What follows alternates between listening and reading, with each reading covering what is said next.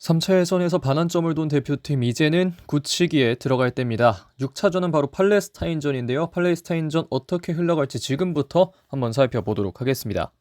자, 우선 간단하게 팔레스타인 대표팀에 대해서 살펴보겠습니다. 피파 랭킹은 정확히 100위에 위치를 하고 있고요.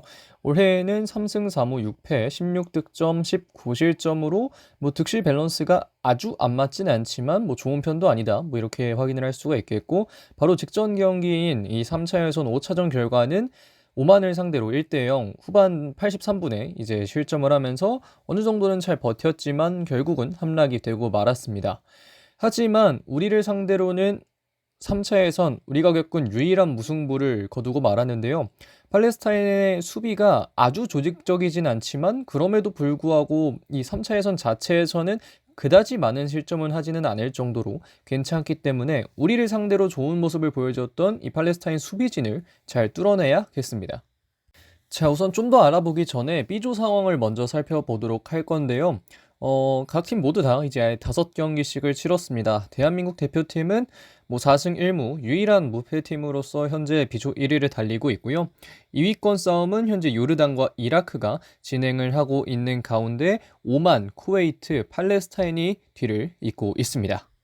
자, 그럼 이제부터 팔레스타인의 5차전을 보면서 이 팔레스타인 대표팀에 대한 이야기를 해보도록 하겠습니다. 앞에서 얘기를 드렸듯이 경기 결과는 1대0으로 패배를 했었는데요. 전술적으로 보면 공격 상황에서는 3-1 혹은 2-2 빌드업을 진행하고 공격 전개 시에는 투톱 중심으로 전개가 되는 모습을 너무나 쉽게 확인을 할 수가 있었고요.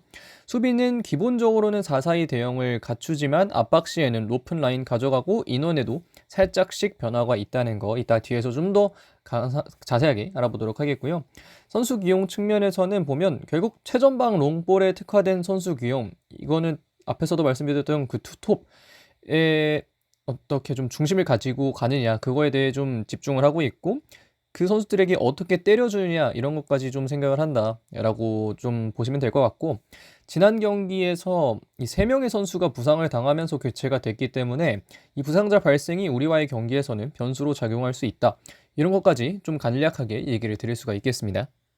자, 5차전 선발 간략하게 지금 보이는 대로 나왔고, 여기서 가장 핵심이라고 한다면 역시나 앞에서 말씀드렸던 대로 이 투톱 자원들이 어떻게 움직이느냐, 이거에 좀 초점을 맞추고 나왔다, 이렇게 확인을 해주시면 되겠습니다.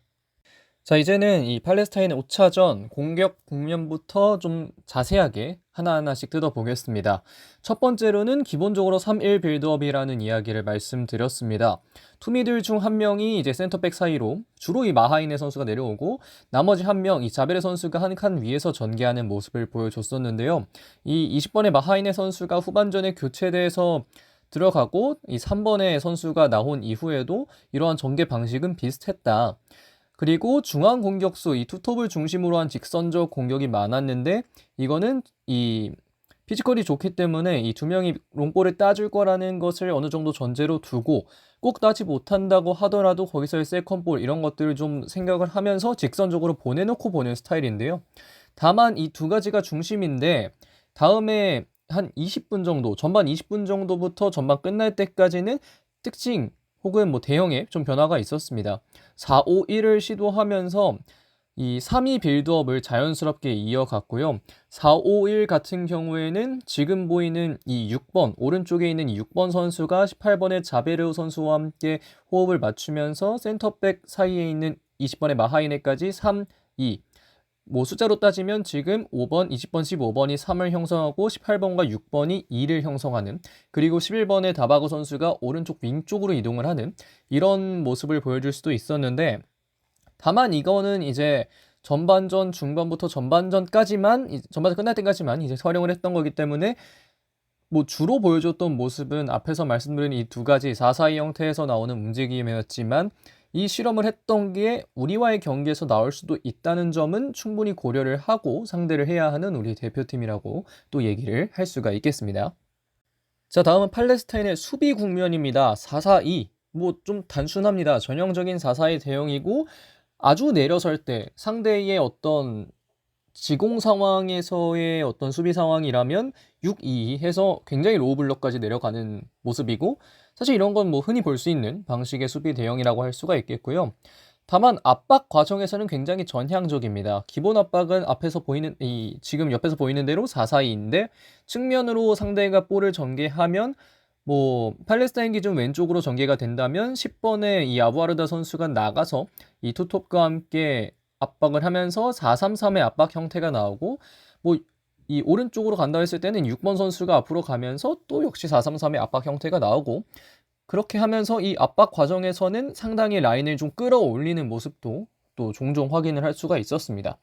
다만 수비 조직력이 사실 아주 좋아 보이진 않았어요. 어떻게 보면 이 센터백, 특히 오른쪽 센터백 15번 테르마니니 선수의 수비력이 굉장히 좀 중심이 됐는데 나머지는 크게 인상적이진 않았지만 다시 한번 돌아봤을 때 결국 오만을 상대로 1실점밖에 하지 않았다는 거, 본인들보다 높은 순위에 있는 팀을 상대로 1실점밖에 하지 않았다는 건 테르마니니의 수비력이 중심이 된다 하더라도 그리고 아주 조직적이진 않더라도 어쨌든 막아내긴 다 막아냈다. 이런 식으로 또 생각을 할 수가 있겠습니다.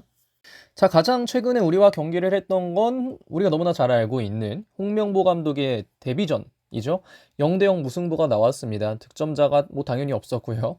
당시 경험자는 이 당시 라인업에 있었던 거의 대부분의 선수들인데 그렇기 때문에 같은 선수 구성으로 다시 한번 맞붙었을 때 우리가 발전했다는 것을 보여주려면 이 경기 더욱 잘해야 한다는 걸 모든 선수나 혹은 감독이나 다들 알고 있을 건데 당시 MVP는 좀 간단하게 생각하면 우리 대표팀을 상대로 실점하지 않았던 러미 하마다지만 골대 맞는 장면도 있었고 상황에 좋지 않은 잔디도 있었고 여러 가지들이 변수로 작용했던 게 지난 경기였기 때문에 이번에는 또 팔레스타인의 국제적인 상황상 이 말레이시아에서 경기가 펼쳐지잖아요.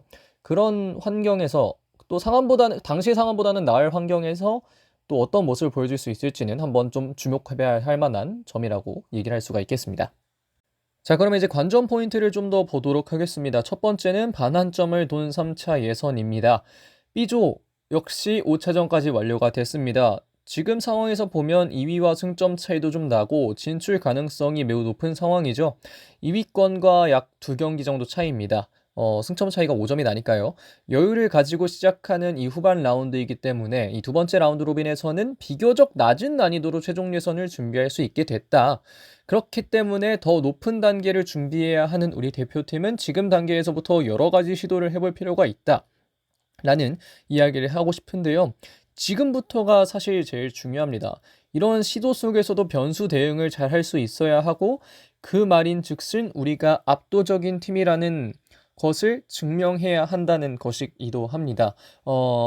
아무래도 이 대한민국 대표팀의 세대 교체가 지금 보면 사실 원활하게 어느 정도는 잘 이루어지고 있다라고 생각이 되는데 그런 상황에서도 이 선수가 어떤 것을 할 수 있는지는 계속해서 전술적인 시도를 해야만 알 수 있는 점들이 있기 때문에 이 반환점을 돈 3차 예선의 상황에서 좀 다양한 실험들을 한 번쯤은 좀 해봤으면 좋겠다라는 생각을 또 가지게 됩니다. 자, 다음 관전 포인트는 부상자가 많은 팔레스타인 대표팀이라는 겁니다. 앞에서도 말씀을 드렸지만 한 경기에서만 3명의 부상자가 나오면서 팔레스타인 대표팀은 상당히 큰 타격을 입게 됐는데요. 지금 여기 화면에 보이진 않지만 이번 레프트백 칼릴 선수는 전방 막판에 이제 햄스트링이 올라오면서 전반 종료 후 그대로 교체가 됐고요. 지금 여기 20번 키 큰 선수 보이시죠? 왼쪽에 반창고 붙이고 있는 이 선수도 이 빌드업에서 핵심 역할을 했던 선수인데 전반에 경합 상황에서 안면에 부상이 있었고 출혈도 좀 있었고요. 그래서 전반 종료 후에 또 바로 교체가 되면서 선수 보호 차원일 확률이 좀 더 높겠지만 이런 부상 같은 경우에는 어쨌든 그래도 좀 부상이 있었고 이번 경기 출전할지 안 할지는 좀 지켜볼 만한 필요성이 있다라고 좀 얘기를 할 수가 있겠고 그리고 마지막으로 이 10번의 아부아르다 같은 경우에는 후반 진행 중에 햄스트링이 또 올라왔고 부상 당하자마자 그냥 바로 교체가 됐습니다. 그렇기 때문에 특히 또 햄스트링이라는 근육 부상은 좀 오래 기다려야 한다는 점에서 이 칼릴 선수와 아부아르다 선수가 경기를 계속 진행하고 우리와의 경기에 출전하고 이런 건 좀 쉽지 않을 것이다 라는 것을 또 확인을 할 수가 있겠습니다. 자, 다음 관전 포인트는 어린 자원의 실험입니다. 전반적으로 대표팀의 연령대가 낮아지고 있고 새로운 실험을 하고 있다는 것은 앞에서도 말씀을 드렸고 보시는 분들도 당연하게 알 수 있을 만한 점이라고 얘기를 하고 싶은데요. 이번 대표팀에 새로 뽑힌 좀 어린 선수들, 이 김경민 선수도 있고 하지만 어린 선수를 좀 얘기를 해보면 23번의 이현주 선수는 이 분데스리가 현재 한노버에서 주전으로 활약을 하고 있습니다.